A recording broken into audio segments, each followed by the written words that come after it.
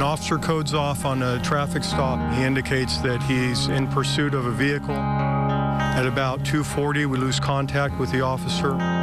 When it's one of your own, it really hits home. We have suffered a loss of an officer this morning. Just keep the family in your prayers.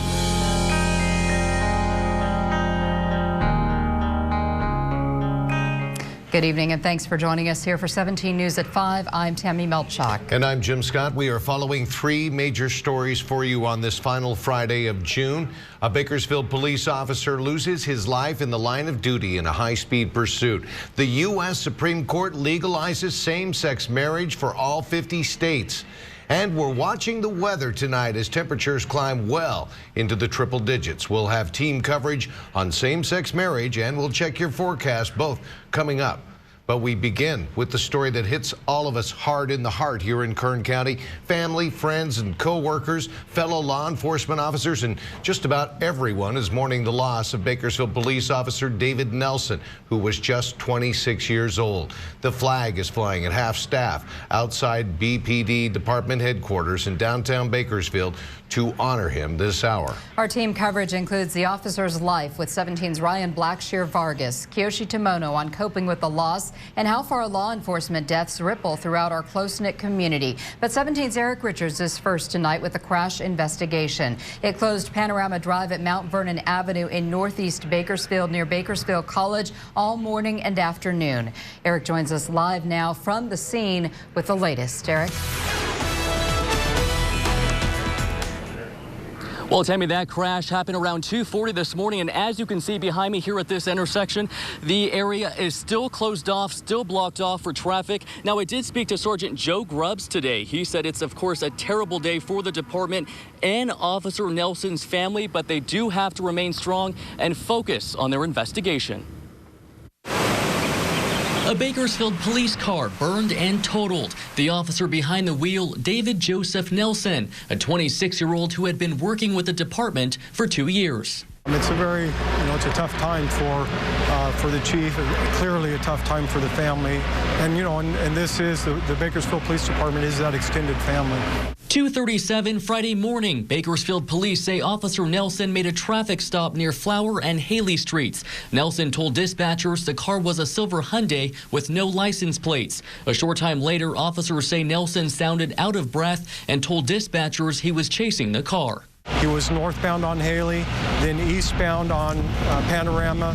At that point, we lost radio contact with him. 3 minutes later at 2:40 a.m., two other officers found Nelson's patrol car on fire at the intersection of Panorama Drive and Mount Vernon Avenue. Officers were able to pull Nelson from the burning car before the fire spread. Officer Nelson was transported to KMC, where he succumbed to his injuries and passed at 3:05 this morning. Sergeant Joe Grubbs says Nelson collided into the block wall first and then hit a telephone pole. As to how that happened, police are still looking for answers. The coroner ruled the collision accidental due to blunt force injuries Officer Nelson sustained. Somebody that works very cautiously and took the job seriously and was very cautious in the way he approached his job. Bakersfield police say as the investigation continues, they are remembering Officer Nelson as the hardworking officer he was.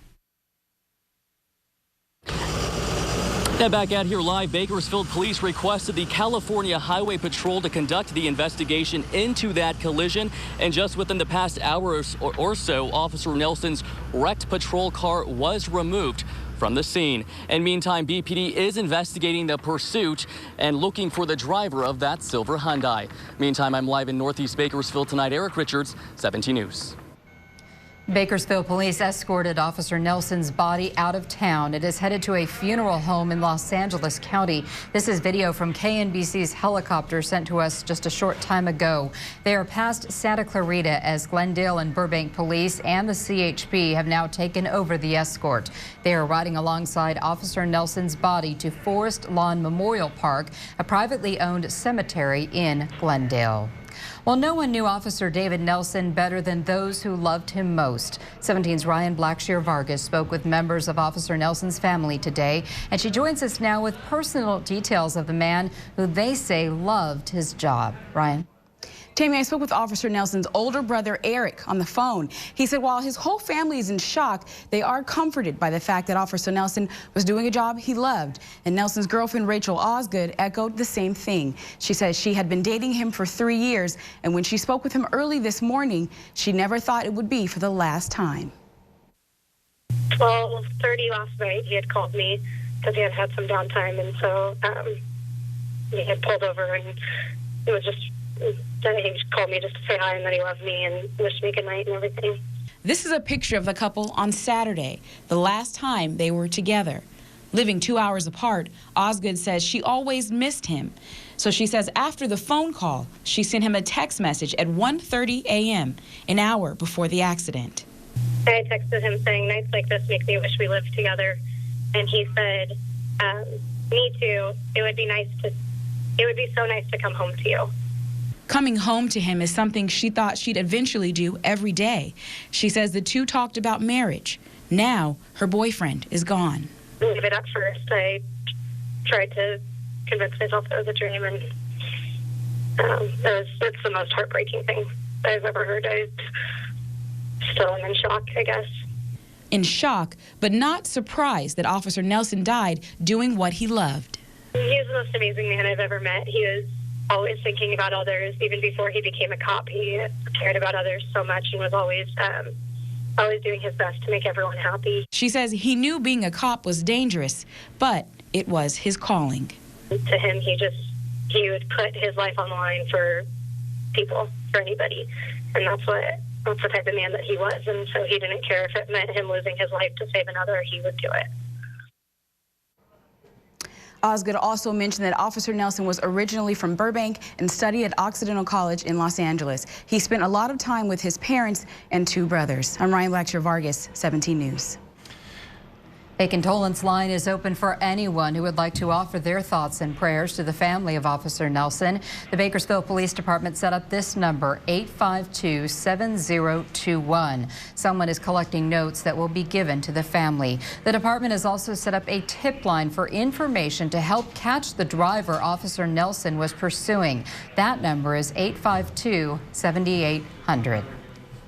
And as news of the officer's death spread across Bakersfield, there was an outpouring of support this afternoon during an impromptu prayer vigil in front of police headquarters in downtown Bakersfield. Dozens of people coming together to express their grief. And as Kiyoshi Tomono reports now, it was also a chance to give thanks.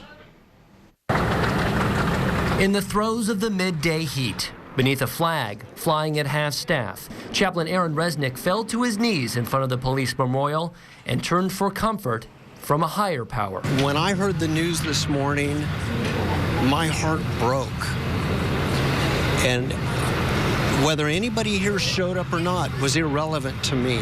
But they did show up, more than 100 people, some from other branches of law enforcement, to pause and think about a young man whose life was cut short. My husband's a retired sergeant with the police department, and it wasn't until the day that he retired I realized that I could finally take a breath again. On a day like this, when words were so hard to come by, more than 100 people found some comfort by coming together to pray. Now to have this is bringing up all the emotions that I didn't get to feel. Amber Rodriguez was just one when her dad, BPD motorcycle officer William Sicola, crashed in 1983 responding to a report of a stolen vehicle.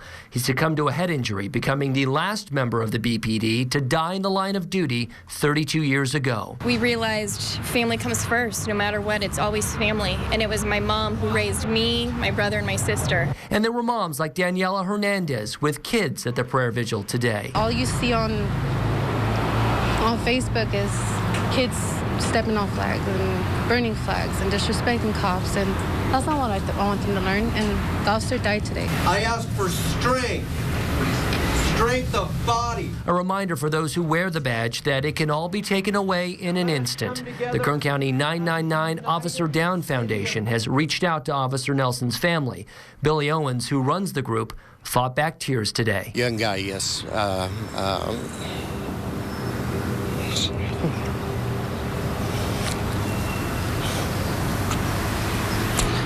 You know, we hold our events every year for times like these in hopes that you never need them, but in times like this, we have to remind ourselves that's why we do what we do.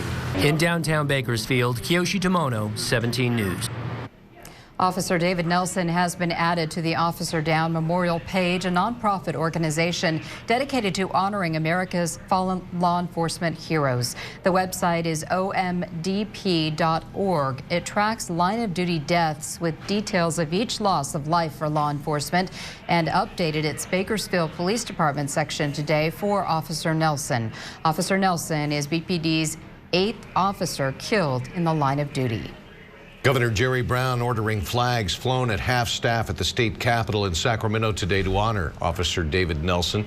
The governor also released a statement this afternoon expressing his condolences. It reads, quote, "Ann and I extend our deepest condolences to Officer Nelson's family, friends, and colleagues as they mourn this tragic loss. We join all Californians in honoring his dedication and service to the people of Bakersfield," end quote. This tragedy is gaining a lot of reaction on our KGET Facebook page. It has reached more than 253,000 people with more than 1,600 shares and more than 3,800 likes.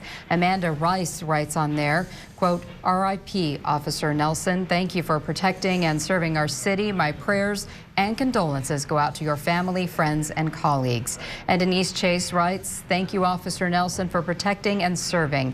Deepest condolences to your family and all those that knew and loved you." Be sure and stay with 17 News and our KGET Facebook page and website, KernGoldenEmpire.com, for continuing coverage of Officer David Nelson's death in the line of duty. We will keep you posted with all the latest information on these 3 sources as soon as we learn it. Now to the story that changed the nation today as the U.S. Supreme Court legalized same-sex marriage in all 50 states. We'll join 17's Kristen Price live at a rally in Southwest Bakersfield in just a moment, plus 17's Jason Galvin following the legal aspect of this story. But first, NBC's Steve Handelsman with the big picture details from Washington, where the court ruled this morning on this landmark case. Jim, thanks. Not all of the affected states are rushing today to actually perform same-sex marriages, but 6 already are, and the rest will soon have to after this decision here at the U.S. Supreme Court. The crowd outside court exploded into chants, songs, and hugs, celebrating same-sex marriage ruled a constitutional right and instantly legalized in the 14 states where it was still banned, like Ohio, Laura Woolley's state. Yes. Tell me about that. I'm super excited about it. Opponents still protesting. Marriage is the union of one man and one woman. But plaintiff Jim Obergefell from Ohio said the term gay marriage can be dropped. That from this day forward, it will simply be marriage. Obergefell got a call from President Obama, and Mr. Obama came out to praise the ruling. When all Americans are treated as equal, we are all more free.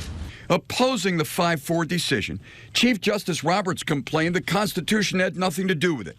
But for the majority, Justice Anthony Kennedy wrote, same-sex couples seek not to denigrate marriage, but rather to live their lives or honor their spouse's memory, joined by its bond. And he wrote, bans on gay marriage harm and humiliate the children of same-sex couples.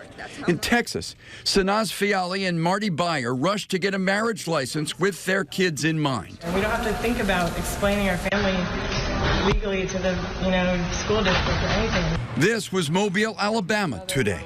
Back at court, they sang the national anthem. In fact, most Americans backed the right to marry for everyone.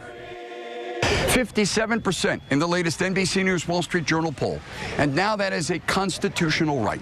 At the Supreme Court, Steve Handelsman, 17 News. Local supporters of gay marriage are celebrating the decision at a rally tonight in Bakersfield. That's where we find 17's Kristen Price, who's live on Stockdale Highway near California Avenue with reaction to the High Court's ruling. Kristen? Tammy, there are 2 rallies this evening in support of gay marriage. One here at this location, and there's also one at the Gay and Lesbian Center on 18th Street. And while the decision is a victory for the gay community, acceptance is still an uphill battle. I'm 16 and I'm Mormon and I'm gay all at the same time. Jordan Montgomery says the Supreme Court's decision on same-sex marriage is what he and his family were hoping for. I will get to sit on the front row of my son's wedding And it means everything to me that I can look at my son and say, you are now equal in every way. But Wendy Montgomery didn't always support gay marriage. We told our children what the church told us, that we were just defending traditional marriage. And it is probably my biggest shame and my biggest regret. Montgomery says her feelings changed 3 years ago when her son Jordan told the family he is gay. It's amazing what changes when it's somebody that you know. They told me over and over that this is okay and that we still love you and we will figure this out. But not everyone is as supportive. It's wrong, immoral. We're built on with moral and ethics, and it's just not right. I know what it's like to think that gay marriage is wrong. I spent 36 years there, and I know what it's like to think that it's right. And just in the past 3 years that I've spent there, I know this is the right side. And we haven't been informed of any rallies here in Bakersfield against the decision. Live in Southwest Bakersfield, I'm Kristen Price, 17 News. So same-sex marriage is now legal across the country, but is this the end of the courtroom battles? 17's Jason Galvin spoke with local attorneys today, and he joins us with that part of the story. Jason? Jim, today's landmark Supreme Court ruling is the culmination of over a decade spent arguing over gay rights in the courtroom. Local attorneys say this is the end of the line for opponents. The Supreme Court has made up its mind. I think this ruling is going to be the death blow. Sexual orientation will no longer prevent marriage. Please join hands. And local attorneys say there's nothing opposing states can do about it. If people apply for a license, they're going to have to give it, even if they're gay. And more importantly, when people get divorces in those states, they're going to have to recognize the gay marriages that occurred in other states. As for politicians in states like Texas and Mississippi, which have already come out and said the fight is not over, I call that political drunk talk. They're saying things to appeal to their constituents, but they have no bullets left in their gun. The only way gay marriage could be outlawed again is through an amendment to the Constitution. And we haven't had an amendment to the Constitution in a very long time. The likelihood of that happening, I think, is fairly remote. Today's decision also means no more proposals like Proposition 8, the 2008 ballot initiative to ban gay marriage. Kern County had the highest percentage of Prop 8 supporters. This was it. This is what the U.S. Supreme Court should have done years ago. If they had decided this differently, there would have been lots of options available in a lot of states. Instead, the clock has struck midnight for opponents of gay marriage.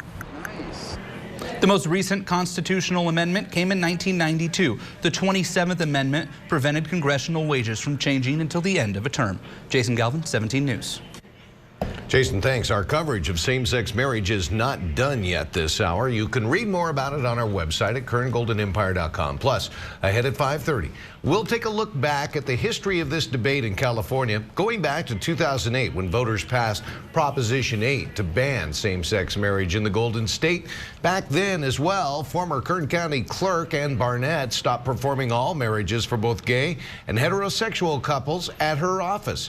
We'll have those details and more just ahead tonight at 5:30.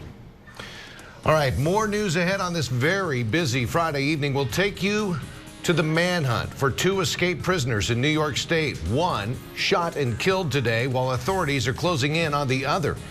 Plus, a major power outage on this scorching summer day. We'll have those details up next. A whopping 105 this afternoon, and we have more changes on the way for the weekend. That's next in Pinpoint Weather. Welcome back.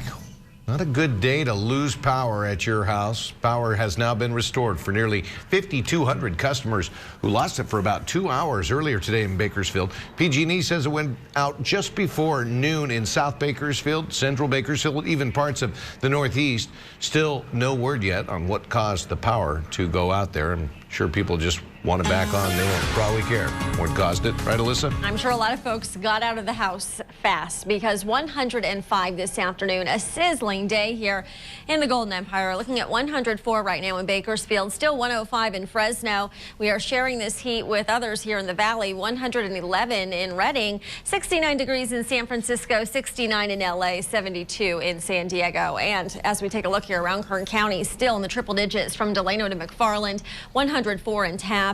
The 80s over in Frazier Park, 87 the cooler spot there, 93 in Tehachapi, 101 in Lake Isabella, 99 in Mojave. And our humidity level is still very low at 15%. We're at the dew point now of 47, so that's starting to go up. It's starting to get a little more humid around the area, a little bit more moisture in the air. And we're looking then at today's high at 105. Didn't beat the record, 111 back in 1925, but the normal on this day, 94, and we were well above that. As we take a look at the radar and satellite, what's this? Could it actually be rain? Well, we are watching to the east as a few showers are starting to pop up there in the desert. And if not showers, then actual cumulus clouds that are building up, trying to precipitate. And as we head into the weekend, we'll watch for more of this around our area of high pressure. So it's going to swoop on in, trying to bring in some afternoon thunderstorms in our mountains for the weekend. That's what we have to look forward to. But the humidity is going to be relentless, and we're going to really up the humidity as we head into Sunday. It's going to feel muggy, it'll be hot, and just downright uncomfortable. Then as we head into next week, high pressure staying put here. We'll still have the humidity around. We'll still be hot with the high. And guess what? We will add in a chance of afternoon thunderstorms. So it's going to be a hot 7-day forecast here, as you'll see in a second. And with that humidity, it's going to be a little bit unbearable for some of you. Looking unhealthy for sensitive groups for that air quality, 119 for the AQI. And here's that 7-day forecast then as we head into Saturday, humid 102, chance of thunderstorms as we head into the mountains mainly here Sunday, but into the valley areas. We'll bring in that chance of afternoon storms here by Monday as the humidity starts to increase. It's the monsoon. It's finally arriving as we head into early next week through next week. Temperatures will be into the triple digits, lows in the 70s, into the mountains, upper 80s, lower 90s with a 20% chance of afternoon storms, lows in the 60s, and into the Kern River Valley, 102 tomorrow, 99 on Sunday. And then after that, just plain old hot. Temperatures in the triple digits and lows in the 70s. Hot and muggy. Yes. Kind of a recipe for wildfires, it looks like to me. It's not going to be good for that. The humidity will help out a little bit with the wildfire threat, but if we see lightning, that's what's going to trigger it. Yep. All right, thanks. All right, a couple of other major stories to get to when we come back. On the run for 3 weeks, one of 2 prison escapees dead tonight in upstate New York. And up next, plus tragedy strikes a pleasure cruise in Alaska following the crash of a sightseeing plane in rugged terrain. Welcome back. There is this headline to add to an incredibly busy news day. Richard Matt, one of 2 escaped murderers from an upstate New York prison, has been shot and killed by officers involved in that 3-week manhunt. Authorities at this hour are closing in on fellow fugitive David Sweat. Officers were acting on new information that Matt and Sweat were headed for Canada. A reported burglary on Thursday led police to a cabin in the town of Malone, New York, the same general area where Richard Matt was shot and killed this afternoon. Right now, officers are reportedly in a gun battle with David Sweat. We'll keep you updated on this developing story. After waiting for the weather to clear, search recovery teams are continuing this hour following the crash of a sightseeing airplane in southeast Alaska. It happened on Thursday. 9 people, including the pilot, were killed when the plane slammed into a cliff. Police say the recovery of the bodies has been hampered by bad weather. The plane, operated by Promec Air, was running a shore excursion for 8 passengers from a Holland America cruise line ship, which left Seattle June 20th for a 7-day round-trip cruise. Well, she has been missing for more than 2 weeks, but there's new developments tonight in the search for a Bakersfield girl. We'll have details just ahead. And sentencing day for a Bakersfield man convicted of causing a deadly DUI accident. We're back after the break. We are back now. Investigators with the Kern County Sheriff's Office believe they have spotted a missing girl in surveillance video. Police believe this is Amber Woolwine. Detectives say this picture was taken at a shopping center in Valencia within the last 2 weeks. They say it appears she has changed her hair color and she's traveling with Max Kozak, who has grown a goatee. Woolwine was last seen in the Wofford Heights area on the morning of June 11th. Detectives believe she is traveling with the 47-year-old Kozak. However, he may be using an alias, and they may be traveling in a white Dodge pickup, California license plate number 8933MA. If you have any information on this girl's whereabouts, you are urged to contact the Sheriff's Office, 861-3110, or the Secret Witness Hotline at 322-4040. 17 Court Watch now. A man convicted of driving drunk and killing a pregnant woman and her unborn child will have to wait to learn his fate. Joseph Main's sentencing was continued in court this morning. The 28-year-old was convicted on 2 counts of second-degree murder, 1 count of gross vehicular manslaughter, and a count of driving without a license. Prosecutors say Main was drunk when he ran a red light and crashed into Vanessa Carrillo's car at the intersection of Fairview Road and Monitor Street in January 2014. His new sentencing date is set for July 29th. Coming up next to New at 5:30, in the wake of today's historic Supreme Court decision on same-sex marriage, we'll take a look back at how this legal drama played itself out from the ballot box in 2008 to the streets of Bakersfield. Plus, he was a preacher and a politician, a South Carolina statesman. One of 9 people killed in the Charleston church massacre is laid to rest and eulogized by the president. We'll take you to the service when 17 News at 5 continues. Working in the spirit of the Golden Empire, this is 17 News at 5:30. Welcome back here at 5:30. We continue to follow a Bakersfield police officer's death, killed in the line of duty this morning in a pursuit and crash in northeast Bakersfield. That crash happened around 2:40 this morning, and the area where the crash happened remains closed this hour. The department says the officer, 26-year-old David Nelson, had been working with the department for 2 years. He made a traffic stop near Flower and Haley Streets last night. Nelson told dispatchers the car was a silver Hyundai with no license plates. A short time later, officers say Nelson sounded out of breath and told dispatchers he was chasing the car. 3 minutes later, 2 other officers found Nelson's patrol car on fire at the intersection of Panorama Drive and Mount Vernon Avenue. Officers were able to pull Nelson from the burning vehicle before the fire spread. The department says his vehicle hit a block wall first and then a telephone pole. Somebody that works very cautiously and took the job seriously and was very cautious in the way he approached his job. The coroner ruled the collision accidental. Due to blunt force injuries Officer Nelson sustained, he passed away earlier this morning. Bakersfield police requested the California Highway Patrol conduct an investigation into the collision. BPD is investigating the pursuit and looking for the driver of that silver Hyundai. A tip line has been set up to help with this investigation. That number is 852-7800.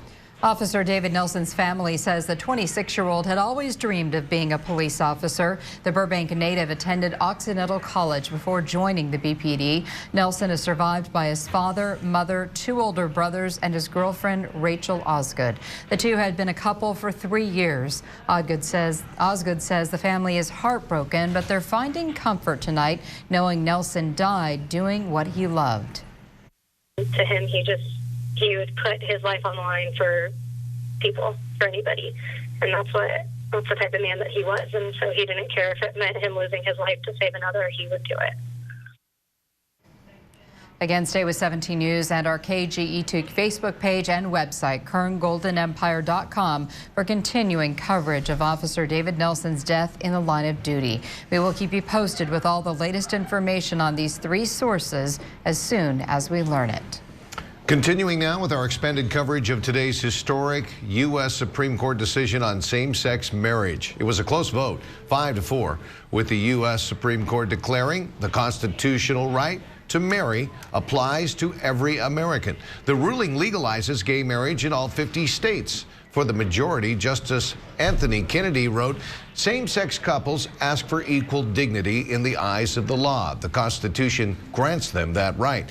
In his dissenting opinion, Chief Justice John Roberts said the Constitution has nothing to say on the issue of gay marriage. The debate started in earnest here in California back in 2008, and Proposition 8, the ban on same-sex marriage, passed by California voters. Here's how that vote broke down county by county. You might recall this. The counties in the green you see on the left supported Proposition 8. The counties in the red opposed Proposition 8.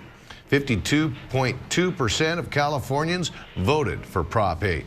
47.8% voted against it. And look at voter turnout for that November 2008 election, a whopping 79%. Kern County voters led the charge for Proposition 8, the highest percentage in the state.